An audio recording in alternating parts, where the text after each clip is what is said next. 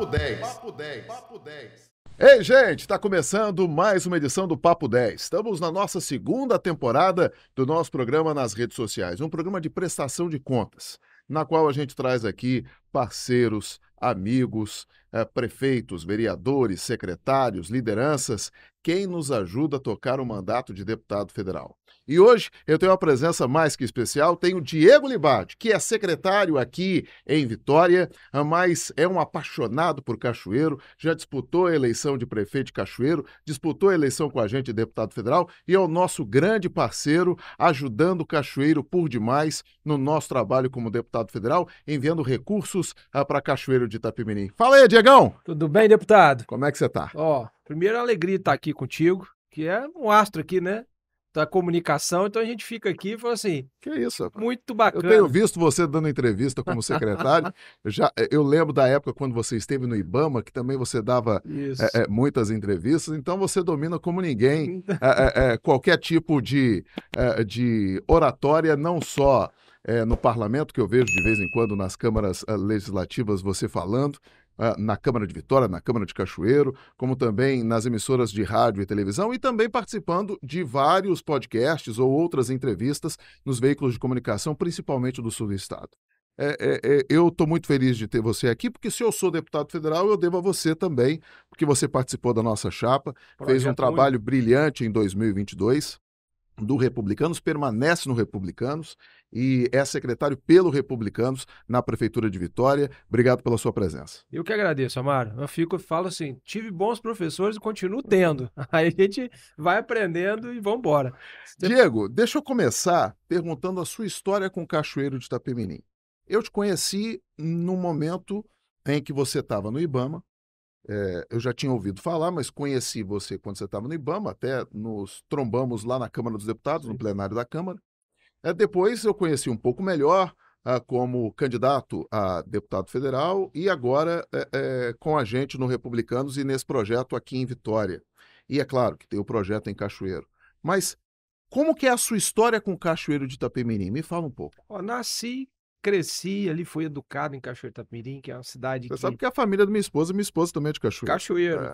Então, no final das contas, quase todo mundo é de Cachoeiro. Por isso que a gente é capital secreta. É verdade. Nasci e cresci em Cachoeiro, uma cidade que, assim, é um amor muito grande. Mas, Amaro, minha família é uma família simples, né? Minha avó e meu avô que me criaram. E, assim, o que a minha família me deu? Me deu uma capacidade de estudar. E isso, para mim, foi muito importante. Me deu amor, me deu valores. E eu tenho um traço interessante, quando eu estava ali no segundo grau, já para fazer faculdade, minha mãe queria que eu fosse fazer faculdade fora, né? Fazer um amor de Cachoeiro. E aí eu fui fazer um exame de pré-vestibular, de vestibular, em Viçosa e nem quis fazer a segunda fase, porque eu queria continuar em Cachoeiro. Estudei em Cachoeiro, fiz faculdade de Educação Física, minha primeira formação, depois fiz Direito. Foi quando eu comecei a descobrir ali como adulto e empresário. Fui estagiário de uma academia, antes de eu começar a fazer faculdade, fui estagiário de uma academia de musculação, e aí aprendi muito. Logo depois consegui com um sócio, a gente montou uma academia, a gente começa a ter ali os primeiros passos ali. Você foi dono de academia? Fui dono de academia, você não sabia dessa história, né? Não sabia, não. Tá vendo, né? Por isso que eu fiz Educação Física, porque eu já comecei num ambiente... Você tem duas graduações, Educação Física e Direito. Exatamente. E aí a gente tem bastante ali experiência na área de gestão. E quando eu estava na academia, aí eu comecei a gostar sempre do movimento político, de participar da vida da cidade. Eu fui chamado pelo então candidato, que era o Roberto Valadão, que acaba sendo meu vizinho de rua ali, na 25 de março, em Cachoeiro, para trabalhar na campanha dele, coordenando a juventude esportiva. E aí fizemos uma mobilização, levamos propostas, e o Valadão venceu as eleições. E aí eu, então, fui chamado para participar da administração do Roberto Valadão. Comecei ali praticamente como um estagiário, ficamos 4 anos, passei por várias secretarias. No final, a gente terminou na Secretaria de Obras, já estava entregando quase 70 obras na cidade. E aí, nesse meio termo, eu acabei vendendo a minha academia, vendi para o meu sócio, que era meu primo, e fui estudar que eu entendia que o direito era o melhor. Me apaixonei pela gestão pública e entendi que o direito era o melhor caminho para que você se especializasse na gestão pública. É porque hoje você tem muito curso de gestão pública, mas eu acredito que naquela época o direito era, ou a administração eram Isso. os principais caminhos, né? Exatamente. E aí, saí da administração pública, o Roberto disputa a reeleição, perde a reeleição, e eu saio, vou para a iniciativa privada, tenho algumas experiências em empresas, na área de gestão também, e vou fazer direito. E aí fico 5 anos de direito, me formo, monto meu escritório, e aí continuo assim, escritório aqui e algumas outras experiências. Daí fui secretário em outros municípios, depois fui convidado para ser superintendente lá do governo federal, foi quando a gente se trombou na Câmara, superintendente federal do IBAMA no Espírito Santo, e aí foi quando a gente, depois dessa jornada toda, que passa por Cachoeiro e a gente constrói essa imagem, a gente é chamado por um grupo de amigos que viram os valores necessários para que a gente pudesse fazer a mudança em Cachoeiro do Itapemirim. E aí fui candidato pela primeira vez, sem nunca ter disputado uma eleição, embora já tivesse um histórico de participação em gestão pública, mas nunca tinha disputado uma eleição. E aí a gente foi com a cara e com a coragem, disputamos uma eleição muito difícil, foram 12 candidatos comigo, e chegamos na segunda posição ali, com quase 20% dos votos, que foi, acho que para mim, assim, uma maravilha. Não vencemos as eleições, mas mesmo assim me sinto vitorioso por tudo aquilo que a gente passou e o que a gente foi desenvolvendo. Deixa eu falar uma coisa para você.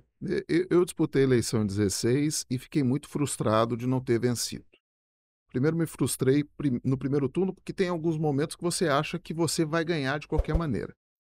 E depois, quando eu fui para o segundo turno, e aí era uma outra modalidade, segundo turno com 30 dias, uma campanha pesada e tudo, também me frustrei por eu não ter vencido.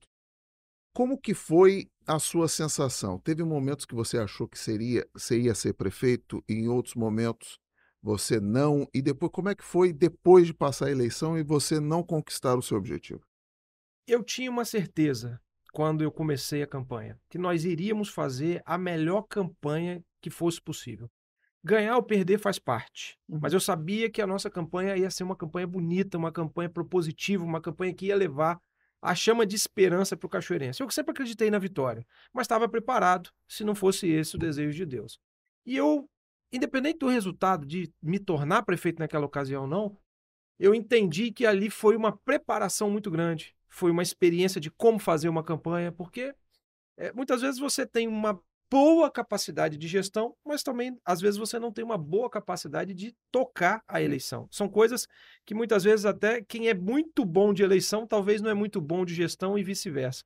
Então, eu acredito que para quem nunca tinha disputado uma eleição, para quem era o último nas pesquisas, para quem foi desacreditado por todos, nós fizemos uma excelente campanha. A votação, eu não fiquei frustrado em nada, foi muito alegre. E eu me lembro que quando acaba, depois da eleição, em Cachoeiro nós temos um estádio, né? Que é o estádio do Estrela do Sim, o Norte, Sumaré. o Sumaré. E quando acaba a eleição, que a gente. Ainda tem o estádio do Cachoeiro? O estádio do Cachoeiro tá todo sucateado, Nossa. não, ele tá Que eu abandonado. narrei nos dois. Isso, na época da rivalidade. Mas quando acaba a eleição, eu chamo a turma e falo assim: gente, olha só, aqui tem 4 estádios do Sumaré lotados. 4 estádios foram lá e digitaram Diego Libardi. Então, para mim, isso foi uma honra, uma alegria muito grande e fez com que eu quisesse continuar na vida pública. Como que eu continuei? Eu continuei no meu escritório em Cachoeiro do Itapemirim, tocando a minha vida, me coloquei à disposição como deputado federal, senti que a cidade queria que a gente disputasse aquela eleição, e aí tanto foi que a votação nossa confirmou isso. Não vencemos as eleições, mas, de novo, numa campanha simples, propositiva, né, com poucos recursos, mas nós fizemos uma campanha que a cidade aprovou. Agora que você contou a sua história, não só política, como também de Cachoeiro, eh, você que vive em Cachoeiro, você que milita na política em Cachoeiro, você que disputou uma campanha de prefeito e você que tem o olhar de gestão pública, não só pela sua experiência no privado como no público, qual é o grande problema? Qual você aponta o grande problema? E o que você aponta a grande potencialidade de Cachoeiro que está adormecida ou que não é usada 100% como deveria? Tem um problema, para mim está claro, o principal problema é econômico. Nós temos uma série de problemas que atrapalham a vida das pessoas, mas o que que vai fazer com que a gente tenha condições de melhorar a saúde, melhorar a educação, fazer o trânsito melhor, é a gente investir para que a gente possa melhorar a capacidade de Cachoeiro de atrair empresas, de movimentar a economia. Cachoeiro sempre foi o que foi, porque foi pioneira. O crescimento do Estado do Espírito Santo passa por Cachoeiro, no século passado, no início do século passado especialmente, porque era próximo do Rio de Janeiro, que era a capital do Brasil. Quando o Brasil perde, quando a capital deixa de ser o Rio de Janeiro e vai para Brasília, nós perdemos essa conexão com a capital do Brasil.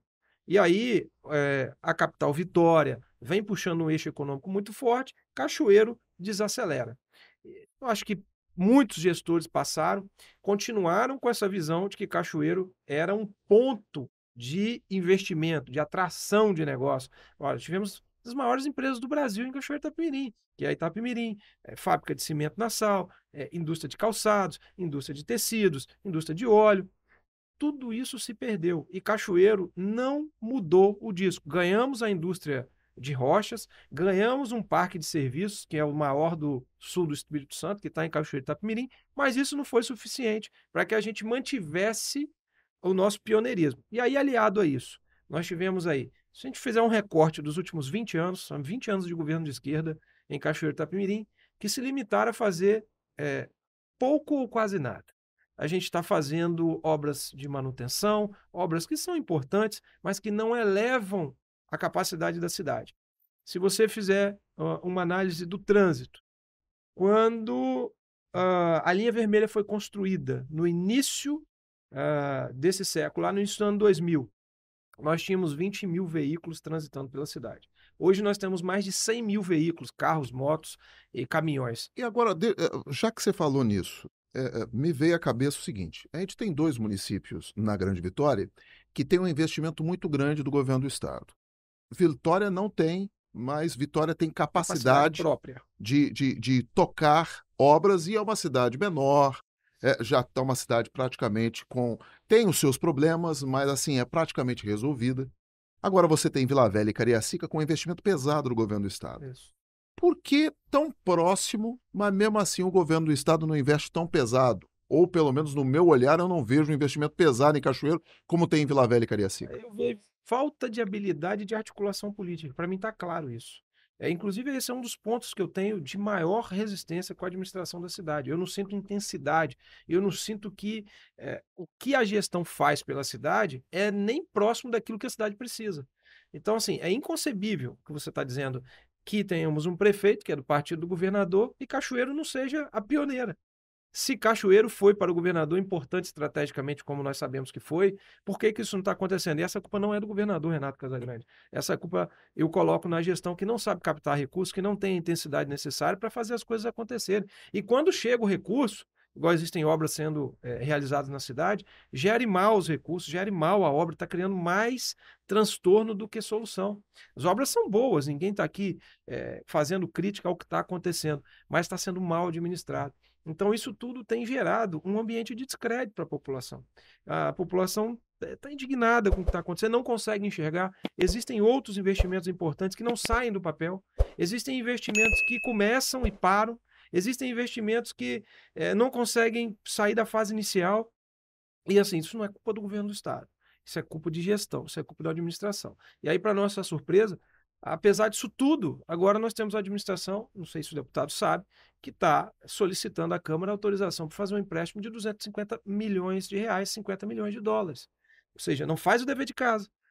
Não é que a gente é contra o empréstimo, mas para que se existem 2 motivos para você pegar um empréstimo. Ou você está com um furo, um buraco no seu orçamento, você precisa resolver aquilo ali, ou você vai fazer um investimento. Eu não vi nenhum exercício do município de Cachoeiro para fazer um ajuste fiscal, para fazer economia, para que você possa fazer investimento. Muito pelo contrário, houve um inchaço da máquina, mais cargos, serviços desnecessários, e aí você que não consegue ter capacidade de investimento pela sua incompetência própria, você quer fazer um empréstimo para endividar o município para fazer os investimentos que são necessários. Olha, para Cachoeiro de Itapemirim, nós, nestes 5 anos de deputado federal, enviamos quase R$ 5 milhões para Cachoeiro. E muitos desses recursos vieram pela mão do Diego, solicitando com parcerias e diálogo. Isso a gente tem que confirmar que o Diego ele é muito bom de diálogo em todas as esferas, conversa com todos, tanto que ele consegue atrair não só esse tipo de iniciativa da nossa parte, quanto deputado federal, mas também do trabalho dele em todas as passagens em diversos órgãos. E eu gostaria de tocar nesse assunto. O que que cada passagem no IBAMA ou secretarias de municípios menores, o que que isso te capacitou para chegar hoje a um secretário de Vitória? Porque depois do governo do estado, nós temos a capital do Espírito Santo, você prestando toda a sua bagagem que você conquistou em Cachoeiro e em outros municípios para a nossa capital. Me fala um pouco, primeiro, não de Vitória, mas primeiro destas passagens em órgãos federais e até mesmo em municípios pequenos e até também Cachoeiro, que é um município grande do nosso estado, para você chegar a uma secretaria robusta que você hoje administra em Vitória. Olha, todas as passagens foram fundamentais. Eu digo assim para as pessoas que, quando eu comecei na administração pública, eu estava acabando minha primeira graduação, e aí eu inicio em Cachoeiro de Itapemirim em 2005. Fico 4 anos. Eu digo que foi a minha segunda faculdade. Foi essa faculdade de gestão que eu aprendi na prática. Entrei praticamente ali como estagiário, terminei quase como, na época não tinha esse título, mas era um subsecretário, e foi uma escola fantástica. Imagina eu tinha uma academia, e aí eu saio da iniciativa privada e você vem para a iniciativa pública. O que você quer fazer quando acontece isso? Você quer levar toda a sua experiência da iniciativa privada para o público. E não funciona assim. Uhum. Você tem que ter uma habilidade muito grande para relacionar com os servidores. O estilo de relacionamento do privado para o público é completamente diferente. Você começa a ter que ter uma habilidade. Eu me lembro dos problemas que eu tive com políticos, vereadores, porque você tem que relacionar enquanto administração pública E com... quando você é patrão, você que manda. E acaba, né? Mesmo sendo prefeito, você não manda. Eu falo, a gestão é compartilhada, ninguém faz nada sozinho, ainda mais na política. Então, todo esse aspecto me forjou ali durante 4 anos para ter essa habilidade de relacionar com o servidor. O servidor público é fundamental. Hoje nós temos lá quase 7.000 servidores dentro da prefeitura, ou seja, para que a gente consiga realizar algo importante para a cidade, a gente precisa de servidor valorizado, servidor junto com a gente para a gente poder administrar. Então, precisa entender isso, relacionar. Nós precisamos ter uma base política. Um prefeito não consegue governar se não tiver uma boa relação com a Câmara. Então, a gente, nesse primeiro momento, aprende isso.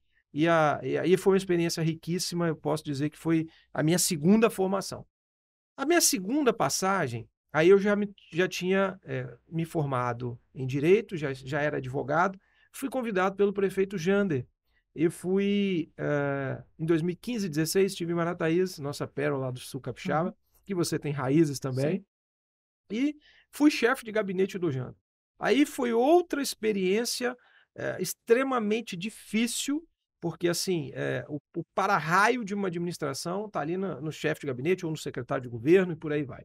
Então, assim, absorvi muitas demandas, tive que lidar quase ali, como fazendo às vezes do prefeito em muitas situações, e aprender a lidar com isso foi muito difícil. Um município que temos rivalidades muito altas, então, assim, um nível de ataque, de insatisfação, por outro lado, outro nível de grupo muito forte. Então, viver nesse ambiente foi enriquecedor do ponto de vista das relações, me preparou muito. Depois disso, fui para o IBAMA. Até pelo trabalho que a gente fez em Marataízes, a gente foi selecionado, porque depois também fui secretário de meio ambiente lá, como uma boa gestão que fizemos para ser o chefe do governo federal na área ambiental aqui no Espírito Santo. E o IBAMA foi outra experiência riquíssima, ou seja, todos sabemos que temos uma vinculação ideológica nos órgãos ambientais, isso no Brasil todo, e não foi diferente. Quando eu chego no IBAMA, a gente enfrenta esse movimento, eu que fui superintendente do governo federal no governo Bolsonaro, e aí a resistência ideológica a um novo governo foi alta. E a gente teve que ter uma habilidade imensa, acho que todos os gestores que passaram, nos últimos superintendentes que passaram, enfrentaram uma resistência muito fora, inclusive, do tom para servidores públicos, enfim. Mas mesmo assim, procuramos fazer uma gestão de diálogo, procuramos fazer uma gestão de entregas, superamos as adversidades, que foi, para mim, acho que o momento mais difícil que eu passei na gestão pública foi no IBAMA, no Espírito Santo. A conviver num relacionamento muito conflitoso, mas nós conseguimos fazer. Passamos nesse momento, inclusive, por uma tragédia internacional, que foi aquele óleo, derramamento de óleo na costa brasileira, e aqui nós fizemos uma gestão integrada, o governo federal, os municípios, e não tivemos problema, que o Brasil todo estava rachado, e aqui o Espírito Santo foi exemplo de integração para a produção de resultado. Porque não me importa se o governo do Estado é de direita ou de esquerda, depois que nós estamos na administração pública, nós temos que produzir resultados. Você vai conservar a sua ideologia, independentemente de qualquer coisa, mas quando você senta na cadeira, seu objetivo é de gestão, é de resultado. E aí a gente entregou isso no IBAMA em muitas ações, e depois desse conflito todo, eu posso dizer que sai muito mais preparado para lidar nesse universo. E aí foi quando a gente foi, inclusive, para ser candidato em Cachoeiro. Agora, deixa eu entender como é que é você ter toda essa bagagem, vir para a Vitória, né? E aí você vem à Vitória, vai para uma secretaria que a gestão do Republicanos e do Pasolini agrupa algumas secretarias, e nessa secretaria você tem que implementar diversos programas, e alguns deles que está muito latente aqui no Espírito Santo, que é o Vitória com Você. Me explica um pouco de como que é você chegar já com toda essa bagagem e chegar na capital e ser secretário em Vitória. Acho que é uma coisa interessante, Mário, acho que o que eu gostaria de falar, assim, eu fui para o Republicanos porque eu me identifiquei com as pessoas que estavam no partido e com a proposta do partido. Então, você sabe que a gente, quando vai escolher um partido, todo mundo fica querendo e procurando. E eu me senti em casa no Republicanos pelas pessoas. Você está lá, o Pasolini está lá, nós temos o Eric, nós temos muitos outros deputados que também têm muito valor. Então, eu me identifiquei muito com o partido. E quando o Lorenzo conversa com a gente, quando a gente conversa partidariamente para esse desafio que é a Vitória, eu olhei muito para a pessoa dele. Falei assim, um delegado, um gestor sério, comprometido com a cidade, que tenho visto que dava condição para os seus secretários trabalhar. Isso me despertou o interesse de contribuir. E aí aceitei o desafio. Não foi fácil, mas posso dizer que foi o melhor lugar onde eu trabalhei, que eu fui recebido pelas pessoas. Fui recebido com muito carinho, recebi muito apoio, e nós tínhamos um desafio, você disse. Nós tínhamos o prefeito, quando a gente entra, ele fala assim, olha, eu preciso disso, disso, disso, disso. E aí a gente pega todo aquele planejamento, monta uma equipe, tive que fazer mudanças na equipe, tive que fazer uma reorganização estrutural, mas o prefeito deu toda a estrutura e nós começamos. Por exemplo, Secretaria de Cidadania, Direitos Humanos e Trabalho. Aí alguns vão colocar uma pecha, essa secretaria de esquerda, mas o que você vai fazer lá? Não, tem esse negócio de esquerda, de direita. Nós vamos entregar resultado. E aí pegamos aquilo que poderia ser de melhor para a população. Estamos trabalhando com um programa de qualificação profissional que é o melhor do Espírito Santo, com 3.500 vagas de curso para entregar para a população. E aí, dificuldade da população ir fazer o curso? Não tem problema, vamos contratar carreta, vamos colocar na comunidade. Ah, mas nem todos os cursos chegam na carreta, não tem problema. Vamos mudar o curso e vamos dar o vale transporte para as pessoas. Tudo inédito, que não estava acontecendo. O Vitória com Você, que você citou, que é o maior programa de cidadania. Eu falo para as pessoas entenderem, é como se a gente transferisse todos os meses a prefeitura para uma comunidade e levasse todos os serviços possíveis da prefeitura, alguns do governo do estado e parceiros como Cesan, EDP e outras empresas, para a gente ajudar a comunidade que às vezes não consegue sair da comunidade. Para a gente parece impossível. Olhar assim, mas como que alguém não consegue pegar um ônibus? Mas acontece.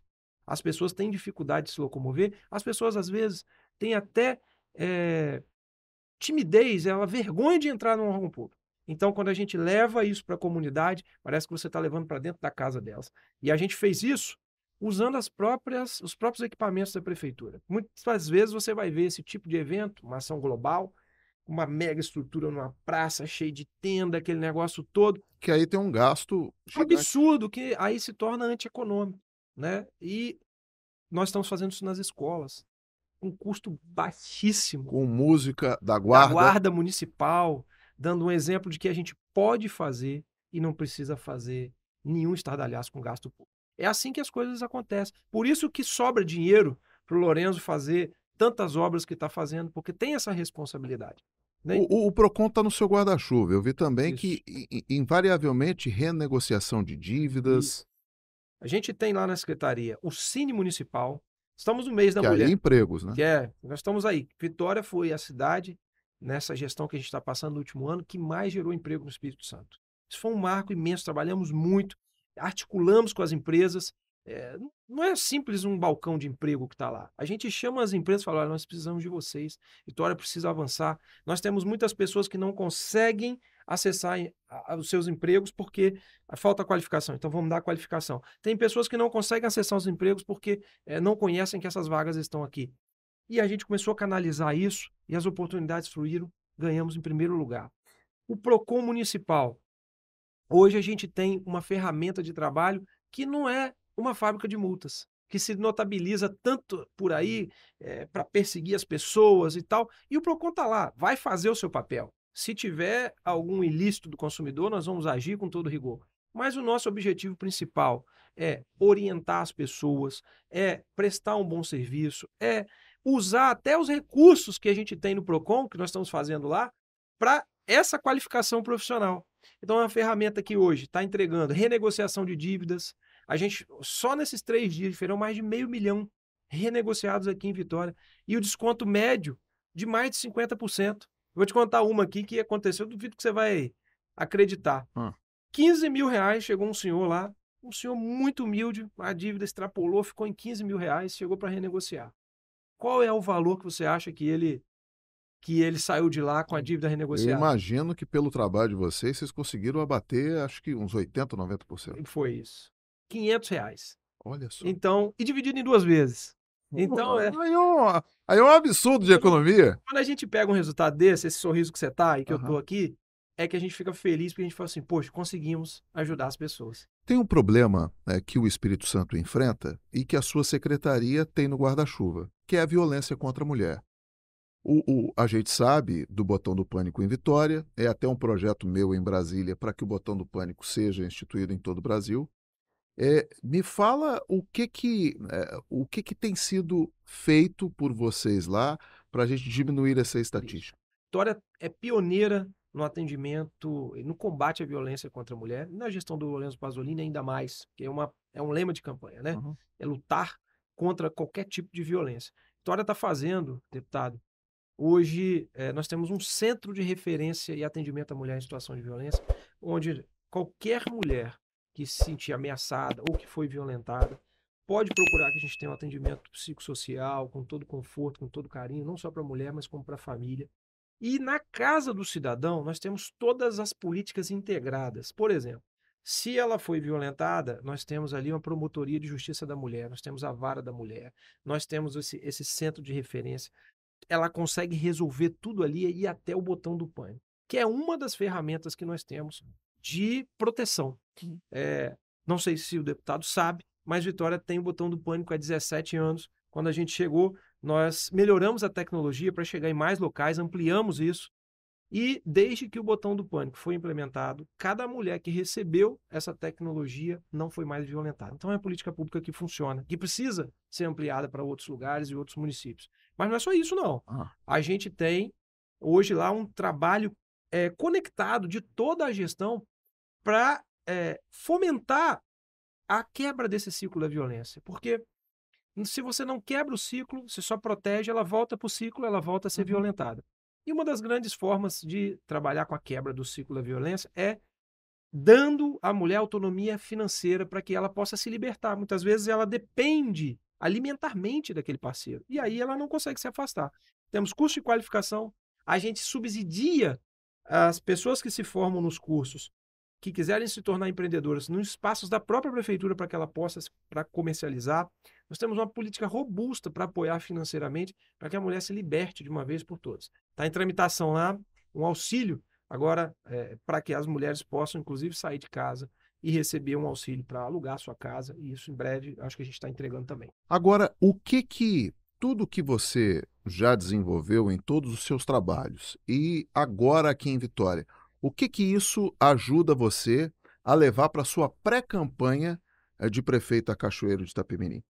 Me fala o que que toda essa experiência e agora o ápice como secretário, desenvolvendo diversos projetos e vendo em outras secretarias e vendo o trabalho de uma prefeitura de capital, o que que você pode agregar para o seu plano de pré-candidato a prefeito? Você levar pelo prisma de que Vitória está recebendo quase todos os prêmios como a melhor gestão pública do Brasil, eu posso dizer que eu estou na melhor escola do Brasil para a formação de gestão, para entregar resultado para a população. Então, estou aprendendo demais.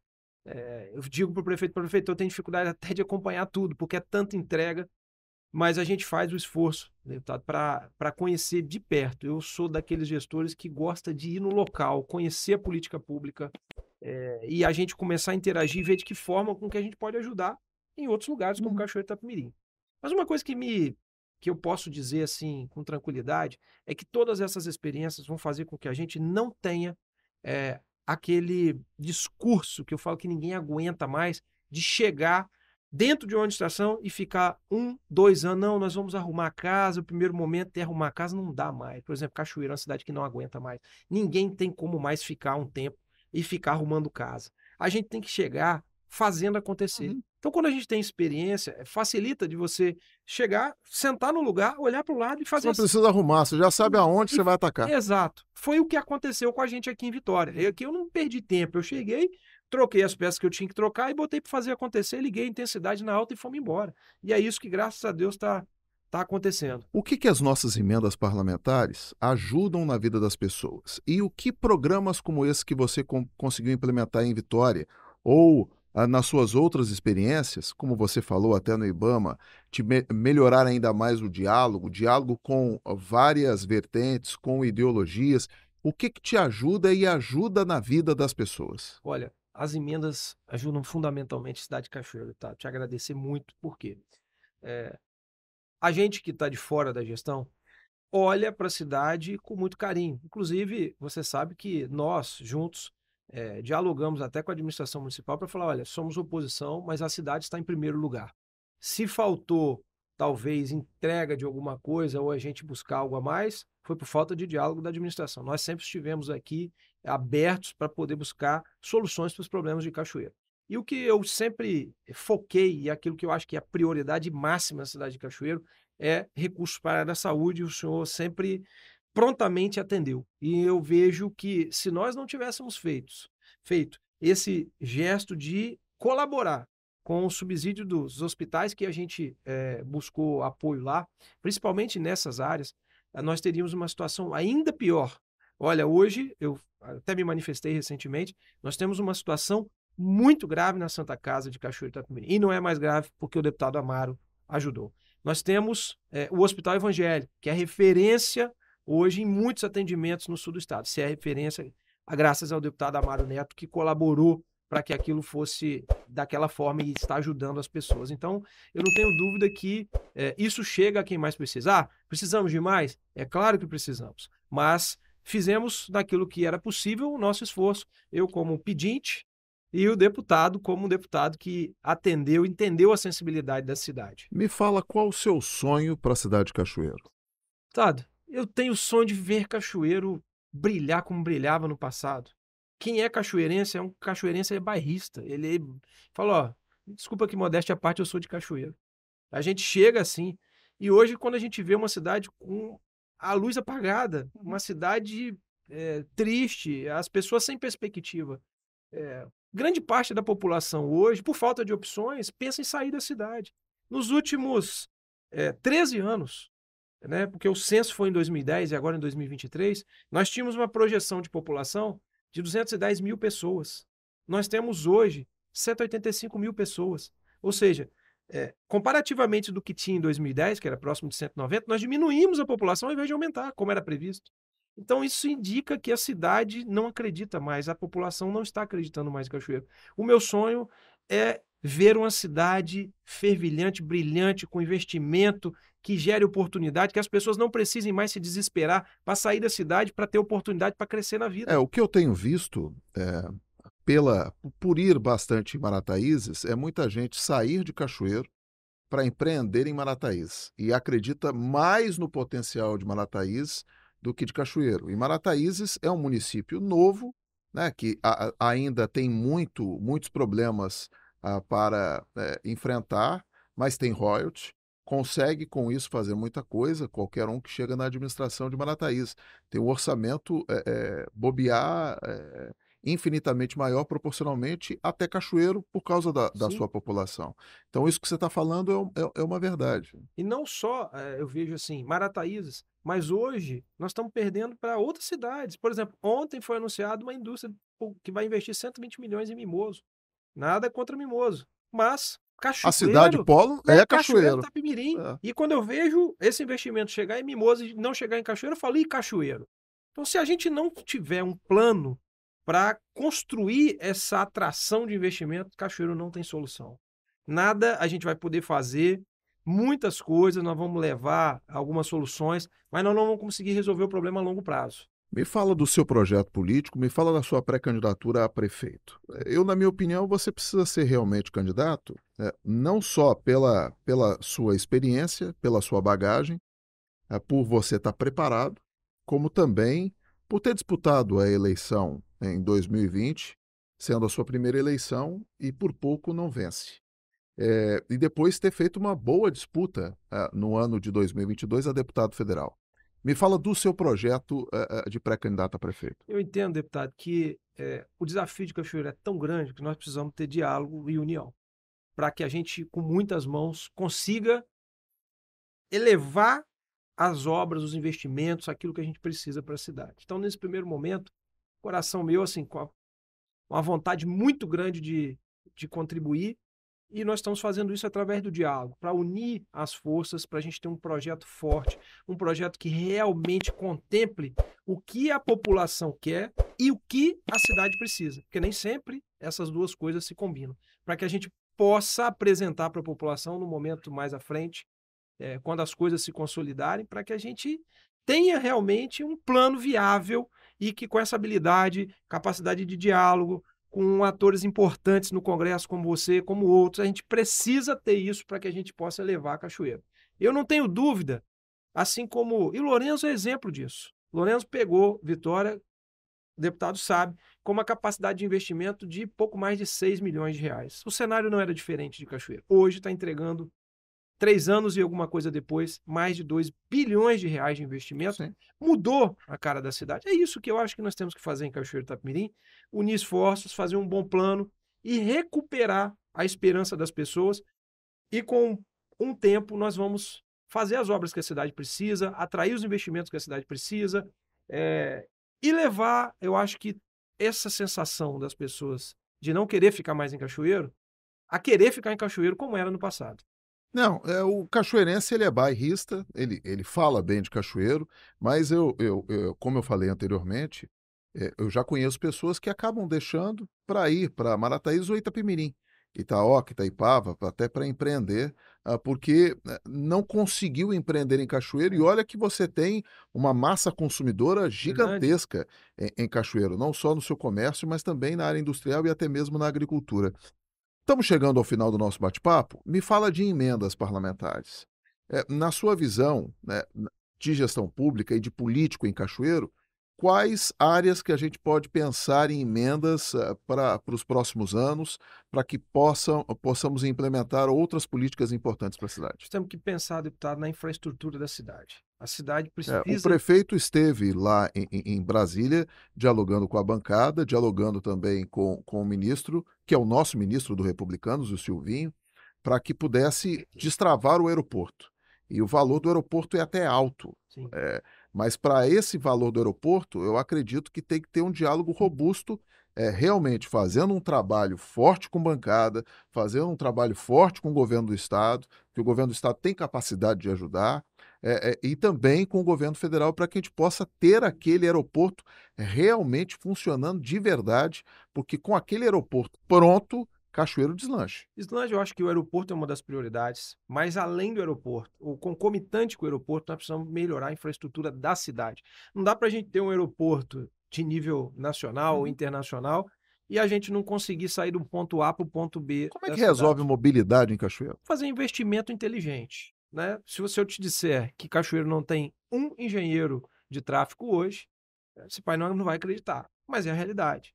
Então, a gente precisa fazer bons projetos, precisa ter ousadia, obras que vão, muitas vezes, gerar um pouco de insatisfação, mas que no futuro vai se observar que são obras importantes. Precisamos destravar o trânsito da cidade, criar espaço para o investidor. Qual é a área de investimento de Cachoeiro de Itapemirim para a gente fazer um polo industrial? A gente está muito tímido nisso, então nós precisamos fazer um plano que tenha início, meio e fim. Só o aeroporto, a gente vai até passar vergonha se a gente trouxer os investidores para a infraestrutura de cidade que a gente tem hoje. Sabemos que Cachoeiro de Itapemirim é cortado pelo rio Itapemirim e nós temos o Parque do Itabira, ou seja, nós temos uma influência muito grande de APPs que atrapalha muito. A gente precisa encontrar o equilíbrio para o investimento e o desenvolvimento sustentável. E é possível fazer isso. Precisamos escolher as áreas, nós precisamos cuidar bem disso. Cachoeiro tem um potencial industrial que não está sendo explorado. Se a gente avançar com isso, tem um potencial tecnológico. Se a gente trouxer um parque tecnológico para a cidade. Cachoeiro tem um parque de serviços, porque atende toda a população do sul e do norte fluminense, nas áreas de educação e saúde. Se a gente canalizar isso, a gente dá um passo para frente. O problema é que a cidade hoje se preocupa em reforma disso, pinta de pracinha, e não pensa de forma ousada e não tem um plano para alavancar a cidade. Essa que é a minha guerra é essa. A gente precisa ter um plano para alavancar. E isso passa por investimento pesado, passa por capacidade de articulação, passa pela bancada federal, passa pelo governo do estado e um prefeito que está com tesão, com vontade de fazer isso acontecer. Porque tem que buscar também recurso com a iniciativa privada, né? Também. Para que a iniciativa privada possa investir na cidade, precisa atrair novos investimentos para a cidade. Mas se você faz, um investimento que estimule a iniciativa privada, ela vem. Sim. É dinheiro público para incentivar o investimento privado. E o que você falou do Lourenço é verdade, porque quando o Lourenço chegou tinha 6 milhões e quando eu fui candidato o orçamento era 10 milhões. Então, mostra que se você não chega e já começa a atacar onde que são os gargalos, para que possa sobrar dinheiro e você consiga, porque eu acredito que um prefeito de Cachoeiro não consegue tocar Cachoeiro sozinha. Não. Ela precisa da iniciativa privada, ela precisa de parceria público-privada, ela precisa do governo federal, ela precisa da bancada, precisa da Assembleia, precisa da Câmara de Vereadores apoiando em projetos que são importantes para a cidade. Um bom exemplo, nosso governador Tarcísio, olha o que está fazendo em São Paulo, é nessa mesma linha. O nosso prefeito de Linhares, o Bruno, olha, é a mesma linha. Que Linhares cresceu, e aí todo mundo fala, por que o norte está desse jeito e a nossa cidade não? Porque não fez os investimentos corretos, porque não teve a política pública correta, porque está preocupado muito mais em atender eleitoralmente e aí ganhar a eleição do que fazer o que a cidade precisa. É simples. Então a gente precisa inverter isso, mas isso precisa alguém que tenha peito, porque não é fácil. Tem ruído, tem dificuldade, mas o que tem que ser feito, tem que ser feito. Diego, muito obrigado pela sua participação no Papo 10, obrigado por ter me ajudado a ser deputado federal. Mais uma vez reitero, Diego estava na nossa chapa de deputado federal e é a média dos votos do partido que levam os políticos melhores colocados para o seu mandato. E a presença do Diego, como diversos outros colegas, ajudou não só eu chegar à Câmara, como também o Messias Donato. E o Diego permanece no Republicanos, é nosso parceiro, é nosso amigo, nos ajuda a apontar problemas do sul do estado para que a gente possa atacar com emendas ou com participação na Câmara Federal, em Brasília, com os ministérios, para que a gente possa ajudar o sul do Espírito Santo e principalmente Cachoeiro de Itapemirim. E está emprestando um pouco de toda essa maturidade política e gestão pública à Prefeitura de Vitória e muito em breve estará como pré-candidato a prefeito de Cachoeiro de Itapemirim. Desejo sucesso ao amigo. Pode ter certeza que você vai fazer um brilhante trabalho na campanha e, caso seja eleito, será um brilhante prefeito de Cachoeiro. Obrigado pelo carinho de sempre, tá? Eu que agradeço e eu vou devolver aqui para eu dizer o seguinte, você venceu as eleições, mas está fazendo o mandato compartilhado, ou seja, quem não venceu a eleição está participando do seu mandato. Então, eu fico feliz demais, por isso que a gente continua junto e vai continuar se Deus quiser. Obrigado, Diegão. Ó, esse é o nosso Papo 10. Chegamos ao final de mais um Papo 10, que é o nosso programa nas redes sociais, nas mídias digitais, na qual a gente presta contas do nosso trabalho, trazendo prefeitos, vereadores, secretários, lideranças, parceiros, amigos que contribuem com o desenvolvimento social e econômico do Espírito Santo. Grande abraço, Deus abençoe.